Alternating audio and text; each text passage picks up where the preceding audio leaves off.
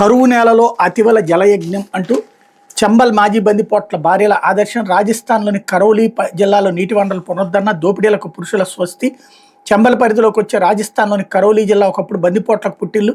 అక్కడ పురుషులు దోపిడీలకు పాల్పడ్డాక పోలీసుల భయంతో రోజుల తరబడి అడవుల్లోనే దాక్కునేవారు. మరోవైపు ఆ ప్రాంతం అంతా కరువు కాటకాలతో అల్లాడిపోయేది.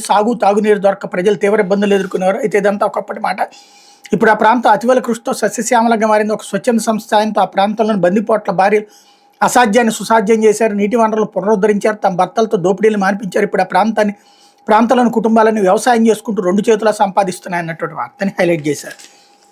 అయితే పల్నాడు జిల్లా జంట హత్యల్లో పిన్నెల్లి సోదరుల ప్రమేయం అంటూ ఘాతుకానికి ప్రేరేపించిన వైకాపా నేతలు అన్నటువంటి వార్తని హైలైట్ చేశారు. కేసు నమోదు చేసిన పోలీసులు A6గా రామకృష్ణారెడ్డి, A7గా వెంకటరామరెడ్డి. పల్నాడు జిల్లా మాచర్ల నియోజకవర్గం వెల్దుర్తి మండలం గుండ్లపాడుకు చెందిన తెలుగుదేశం పార్టీ నాయకులు జవిశెట్టి వెంకటేశ్వర్లు, జవిశెట్టి కోటేశ్వరరావుల హత్య కేసులో వైకాపా నేత మాజీ ఎమ్మెల్యే పిన్నెల్లి రామకృష్ణారెడ్డి, ఆయన సోదరుడు వెంకటరామరెడ్డిలు ప్రమేయం ఉన్నట్టు పోలీసులు ప్రాథమికంగా గుర్తించారు.